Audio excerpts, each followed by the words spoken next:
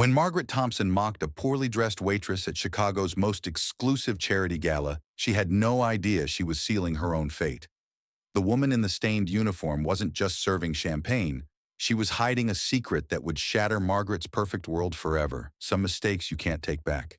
Before we begin this incredible story of karma and hidden truths, do me a favor, hit that subscribe button and ring the bell so you never miss stories like this. Trust me, you'll want to see how this unfolds. Now let's dive in. The Sterling Hotel ballroom glittered like a jewelry box that Saturday evening, with crystal chandeliers casting warm light over Chicago's wealthiest elite. Women draped in designer gowns laughed behind champagne flutes while men in tailored tuxedos discussed business deals worth millions. At the center of it all stood Margaret Thompson, a woman who wore her wealth like armor and her judgment like a crown. Margaret had arrived fashionably late, as she always did, her diamond necklace catching every eye in the room. At 62 years old, she had perfected the art of looking down on others, literally and figuratively. Her circle of friends, equally polished and equally sharp-tongued, surrounded her like ladies-in-waiting around a queen. They fed off each other's commentary about who wore what, who married whom, and most importantly, who didn't belong in their carefully curated world. The evening hummed with the usual rhythm of high society events. Waiters moved through the crowd like shadows, nearly invisible to the guests they served. Among them was Rachel Bennett, a 34-year-old woman whose appearance told a story of hard work and long hours. Her uniform was clean but worn at the edges. Her shoes had seen better days. Her hair was pulled back in a simple ponytail, and exhaustion shadowed her eyes. But there was something else in those eyes, too. Intelligence, warmth, and a quiet dignity that most people never bothered to notice. Rachel moved through the ballroom with practiced efficiency, balancing trays and refilling glasses with a gentle smile. The other staff members respected her. She never complained, always helped when someone fell behind, and treated everyone with kindness. If anyone had paid attention, they would have seen that Rachel carried herself with a grace that had nothing to do with designer clothes or expensive jewelry. Margaret first noticed Rachel when she snapped her fingers to get her attention. Not a wave, not a polite gesture. A snap like calling a dog. Rachel turned immediately, her professional smile in place, and brought over a fresh glass of champagne. Margaret took it without a word of thanks, without even looking at Rachel's face. To Margaret, waitstaff were part of the furniture, necessary but unworthy of acknowledgement. "The help gets worse every year," Margaret announced to her friends after Rachel walked away. "Did you see her shoes? Absolutely dreadful."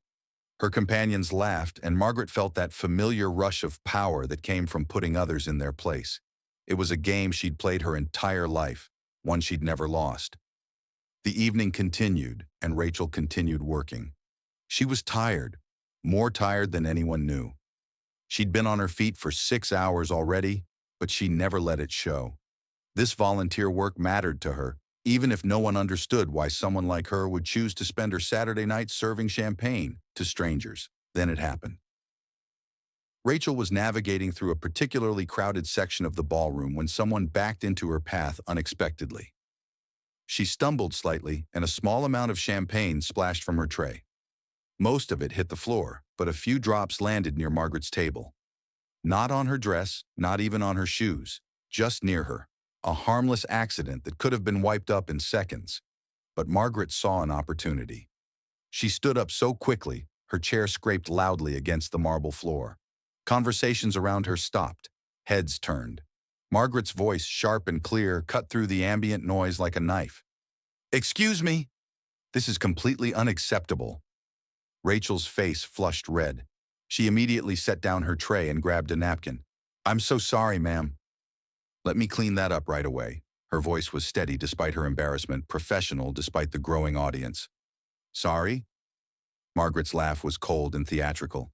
"Sorry doesn't quite cover it, does it? Look at you. You can barely walk in those pathetic shoes. You're clumsy, careless, and frankly, I'm shocked the Sterling Hotel would employ someone so obviously incompetent." Margaret wasn't finished. She had an audience now, and she was going to make this moment count. "I mean, look at her," she continued, gesturing at Rachel like she was Exhibit A in a trial. "Those worn-out shoes, that tired face, she probably never even finished high school. People like this think they can just stumble their way through life, dragging down the standards of establishments like this one. Her friends nodded along, their silence serving as agreement. This is exactly what's wrong with society today, Margaret proclaimed, warming to her theme. No pride, no standards, no sense of knowing one's place. Someone who clearly doesn't belong in fine society should at least have the decency to be invisible when they serve their betters, Rachel finished cleaning. She stood up slowly, the dirty napkin clutched in her hand. For just a moment, her eyes met Margaret's, and there was something in that gaze. Not anger, not even hurt exactly, but a kind of sad understanding, as if she'd seen this movie before and knew how it ended. Then she looked away, and the moment passed. Margaret turned to find the manager, her voice carrying across half the ballroom. I want her fired. Immediately. I donate a considerable amount of money to this charity, and I will not tolerate this level of incompetence. The manager appeared within minutes, apologizing profusely to Margaret while gently escorting Rachel away from the floor. Rachel went quietly, removing her apron in the staff room while another waitress, a young woman named Jennifer, squeezed her shoulder sympathetically. That woman is a monster, Jennifer whispered. Everyone knows it. I'm so sorry, Rachel. Rachel touched the simple gold locket around her neck, her only piece of jewelry, and managed a small smile. It's okay. People like her. They're fighting battles we can't see. Hurt people hurt people. Even now, even after public humiliation, Rachel chose grace over bitterness. It was who she was, down to her bones. Back in the ballroom, Margaret returned to her table in triumph. Her friends congratulated her for handling that situation so well and maintaining proper standards. They raised their glasses in a toast, and Margaret basked in the validation. This was her world, her kingdom, and she just reminded everyone who was in charge. You should tell Christopher about tonight, one of her friends suggested, referring to Margaret's son. I'm sure he'd be proud of how you stood up for excellence. Margaret waved the comment away with a jeweled hand. Oh, Christopher is far too busy changing the world to worry about small matters like this. His technology company just secured another major contract. He's brilliant, absolutely brilliant. Takes after me, of course, and she laughed, and her friends laughed with her. When do we finally get to meet this mysterious girlfriend of his? Another friend asked. You've been so secretive. Margaret's expression flickered with something that might have been annoyance. He's been keeping her under wraps, says he wants to make sure she's the right one before introducing us. I haven't met her yet myself, but I'm sure when I do, she'll be absolutely perfect. Christopher wouldn't settle for anything less than exceptional. The irony of her words, spoken just minutes after destroying someone for not meeting her standards of appearance, was completely lost on her. 2 days later, Margaret was in her mansion, a sprawling estate in Chicago's most exclusive neighborhood, planning her next dinner party. The phone rang, and her son's name lit up the screen. She answered with delight. Christopher, darling, to what do I owe this pleasure? Hi, Mom. Christopher's voice was warm, the voice of a man who'd been raised with love despite his mother's flaws. I have some news. I'm coming home this weekend, and I'm bringing someone very special with me, someone I want you to meet. Margaret's heart leaped. This was it, the moment she'd been waiting for. Oh, Christopher, is this who I think it is? Are you finally introducing me to her? She was already mentally cataloging her china patterns, planning the menu, imagining the sophisticated woman who'd captured her brilliant son's heart. Yes, Mom. Her name is Rachel, and she's everything to me. I can't wait for you to meet her. There was something in Christopher's voice, a tenderness that made Margaret smile despite herself. Her son was happy. That mattered to her, even if her way of showing love was often twisted by her need for control.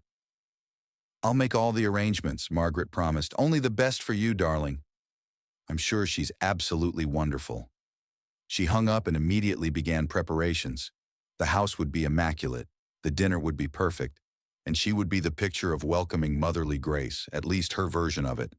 What Margaret didn't know was that across town, Rachel was having a very different conversation with the same man. She sat in her home office, a beautifully furnished space in a modest but comfortable house, her laptop open to complex financial reports. Rachel wasn't actually a waitress by profession. She was the owner of Bennett Financial Consulting, a successful firm that advised businesses on strategic financial planning. She'd built it from nothing, starting in a tiny apartment with just her laptop and determination. And now she employed 15 people and had clients across the country. When her phone rang and Christopher's name appeared, she smiled, a real smile, the kind that transformed her whole face. "Hey, you," she answered softly. "Hey, yourself. I missed you." Christopher's voice carried the same warmth it had on his mother's call, but deeper somehow, more intimate. "How was your weekend?" Rachel hesitated. She'd been debating whether to tell him about the gala incident. Part of her wanted to warn him, to prepare him for who his mother really was, but another part, the part that always chose kindness, didn't want to poison the well before they'd even met officially. "It was fine," she said finally. "Busy." "How was your trip?" "Productive but lonely. I hated missing that charity gala with you. I know how much that organization means to you." Christopher had been traveling for business, closing a major deal that would expand his tech company into European markets. He was brilliant, driven, and despite his wealth, remarkably down to earth. That's what had attracted Rachel in the first place, not his money or status, but his genuine curiosity about the world and his respect for all people. "It's okay. There will be other events." Rachel touched her locket, the one that held Christopher's picture, a candid shot she'd taken of him laughing at one of her terrible jokes. "So you talked to your mother?" "I did. This weekend, Rachel. I know you're nervous, but I promise it'll be fine. My mom can be intense, but she'll love you once she gets to know you." Christopher's optimism was genuine but naive. He'd grown up with Margaret's love, which, while sometimes suffocating, had shielded him from seeing her cruelty toward others. Rachel wanted to believe him. She agreed to the weekend visit, even as a sense of dread settled in her stomach. She'd heard the stories about Margaret Thompson, the society queen who ruled her world with an iron fist wrapped in pearls. What Rachel didn't say, couldn't say yet, was that she'd already met Margaret. She just hadn't been introduced properly. The next few days passed in a blur of preparation on both sides. Margaret had her house staff working overtime, arranging flowers, polishing silver, preparing guest rooms. She selected her outfit carefully, elegant but not overdone, welcoming but sophisticated. She imagined scenarios where she'd embrace this mysterious Rachel, where they'd laugh over wine, where she'd graciously give her blessing to the match. In Margaret's imagination, Rachel was tall, polished, probably from a good family, definitely educated at the right schools. Saturday arrived cool and clear. Margaret checked her appearance one final time in the hallway mirror, adjusted her pearl earrings, and waited. When the doorbell rang, she took a deep breath and opened it with her most gracious smile. Christopher stood on her doorstep, handsome in casual clothes, his face lit up with happiness. "Mom!" He hugged her warmly, and for a moment, Margaret forgot about everything else. This was her son, her pride and joy, and he was happy. Then Christopher stepped aside, and Margaret's world tilted on its axis. Rachel stood there wearing a simple but elegant dress, her hair down around her shoulders, her makeup subtle and natural. She looked different than she had in her waitress uniform, more polished, more confident, but it was unmistakably her. The woman Margaret had humiliated, the woman she'd called incompetent, uneducated, and unworthy of breathing the same air as her betters. Rachel extended her hand, and when she spoke, her voice was calm and gracious. "Hello, Mrs. Thompson. It's nice to formally meet you." There was no anger in her tone, no accusation, just simple courtesy. But her eyes, those same eyes that had met Margaret's across the ballroom floor, held knowledge. She knew exactly who Margaret was. She'd known all along. Margaret couldn't speak. Her mouth opened, then closed. Color drained from her face. Christopher, confused by his mother's reaction, looked between them. "Mom, is everything okay?" Margaret's brain screamed at her to say something, anything to recover from this impossible situation. But no words came. She stood frozen in her own doorway, face to face with her worst nightmare, not a monster or a ghost, but a mirror reflecting her own cruelty back at her. Rachel stood patiently, hands still extended, waiting. Behind her gracious expression was steel. Not anger or vindictiveness, but the quiet strength of someone who'd faced worse than this and survived. She wasn't going to make this easy for Margaret, but she wasn't going to make it ugly either. The choice of what happened next, Rachel's demeanor suggested, was entirely Margaret's to make. Christopher's confusion was growing. He looked at his mother, really looked at her, and saw something he'd never seen before. Genuine fear on Margaret Thompson's face. "Mom," he said again, his voice sharpening with concern. "What's going on?" The moment stretched like taffy, pulling thinner and thinner until something had to break. Margaret finally found her voice, though it came out as barely more than a whisper. I didn't. Please come in." She stepped back mechanically, her mind racing through possibilities. Could she pretend not to recognize Rachel? No. Her face had already given her away. Could she pull Rachel aside, beg her not to tell Christopher? The thought made her nauseous with shame. She was already thinking about manipulation rather than apology. They moved into the living room, a space that usually filled Margaret with pride. Now it felt like a courtroom. Christopher kept glancing between the two women, his confusion deepening into concern. The tension was thick enough to choke on. Margaret's hands shook as she gestured toward the seating area. "Please, sit down. I'll get us some wine. Mom, what is going on?" Christopher's voice held an edge now. He wasn't a child to be managed, and he could sense that something was seriously wrong. Rachel sat down gracefully, folding her hands in her lap. She looked at Christopher with love and then at Margaret with something harder to define. Not quite pity, not quite judgment, but a calm certainty about what needed to happen next. "Christopher," she said softly, "I think your mother and I have met before." Margaret felt her knees go weak. She sank into a chair, all her careful poise deserting her. Christopher looked at Rachel, then at his mother, waiting for an explanation that he already knew he wasn't going to like. "I volunteer sometimes at charity events," Rachel continued, her voice steady, "serving food, helping with setup, whatever's needed. It's important to me. Staying connected to all kinds of work, remembering where I came from. Last weekend, I was working at the Sterling Hotel Gala." Christopher's face changed. He knew his mother had been at that gala. He'd heard her talk about it, though she'd glossed over details. He turned to Margaret, and the look in his eyes made her want to disappear. "Mom, what did you do?" "I didn't know who she was." The words burst out of Margaret before she could stop them, defensive and shrill. As soon as she said them, she knew it was the wrong thing to say, the worst thing to say. Christopher stood up slowly. His voice, when he spoke, was colder than Rachel had ever heard it. "What does that mean? You didn't know who she was? What did you do to her?" Margaret looked at Rachel desperately, a silent plea for mercy she had no right to ask for. Rachel met her gaze evenly, and then looked at Christopher. She didn't want to do this, didn't want to drive a wedge between mother and son, but the truth mattered. And maybe, somewhere deep down, she knew that Christopher needed to see this side of his mother before they moved forward with their lives. "There was a small accident," Rachel explained quietly. "I stumbled and some champagne spilled near your mother's table." She was upset, understandably, but then Rachel paused, choosing her words carefully. "She said some things. About my appearance, my intelligence, my worth as a person. She had me removed from the event, in front of everyone." Christopher's hands clenched into fists at his sides. "Tell me she's exaggerating, Mom. Tell me you didn't do that." Margaret's world was crumbling around her. She could see her relationship with her son hanging by a thread, and for the first time in her life, she didn't know how to manipulate her way out of a situation.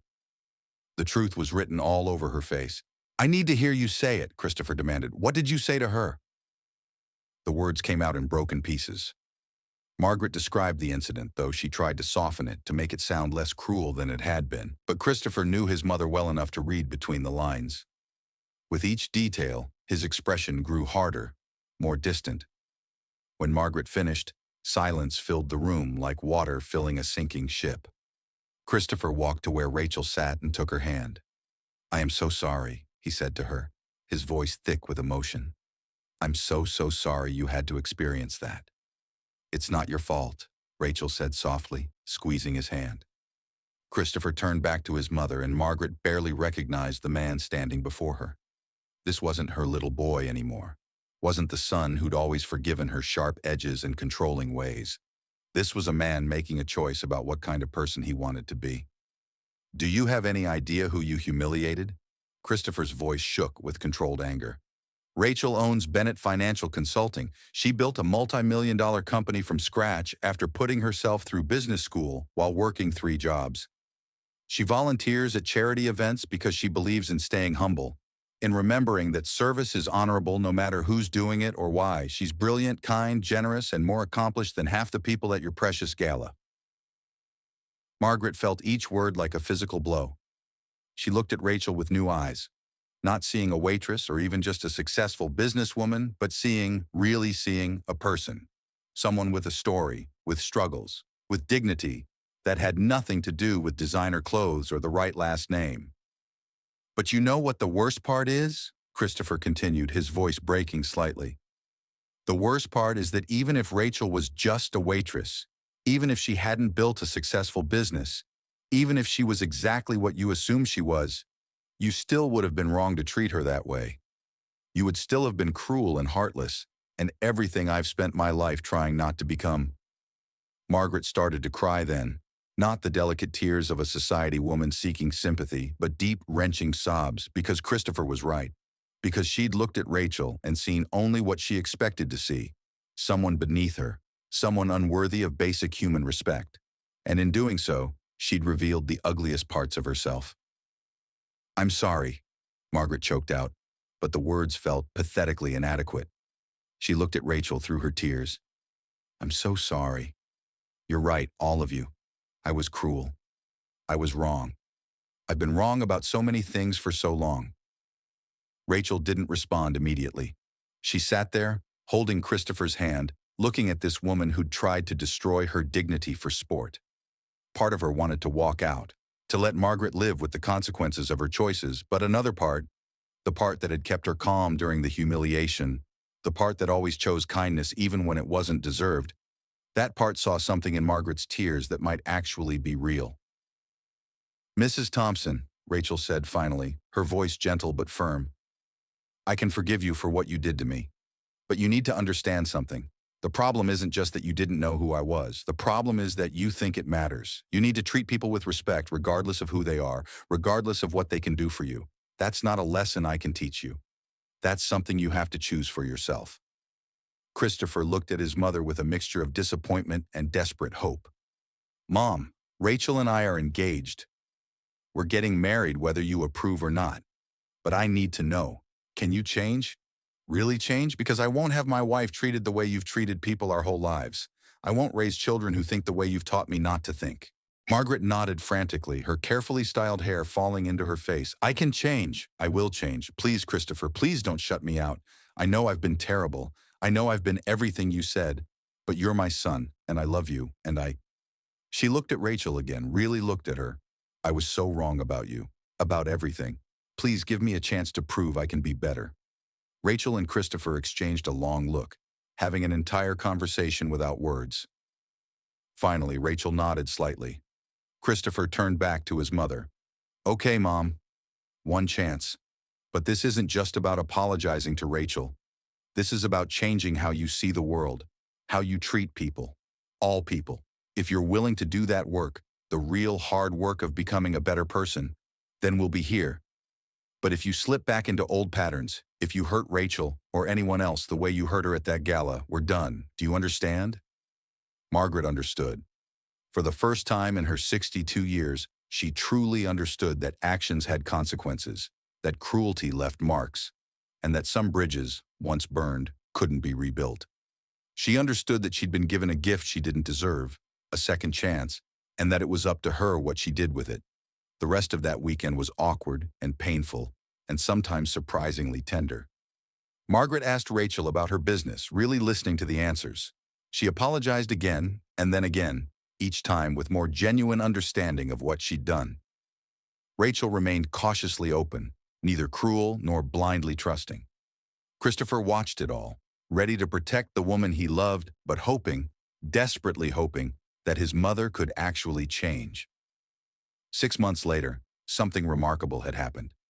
Margaret stood at her son's wedding, watching Christopher and Rachel exchange vows, and the tears in her eyes were genuine. She'd spent those 6 months doing something she'd never done before, looking at her own behavior honestly, attending therapy, and slowly, painfully learning to see people as people rather than as props in her social performance. She'd volunteered alongside Rachel at 3 charity events, serving food with her own hands, making conversation with people she would once have ignored. It had been humbling and uncomfortable and absolutely necessary. She'd apologized to the staff at the Sterling Hotel, to Jennifer the waitress who'd comforted Rachel, and to dozens of people she'd treated poorly over the years. The change wasn't complete. Perhaps it never would be. Margaret still struggled with her judgmental impulses, still sometimes caught herself making assumptions based on appearance. But now she caught herself, corrected herself, and tried to do better. She'd learned that being better was a daily choice, not a destination. At the wedding reception, Margaret found herself in conversation with Jennifer, who'd been invited as Rachel's guest. They talked about the night of the gala, and Margaret didn't make excuses or try to minimize what she'd done.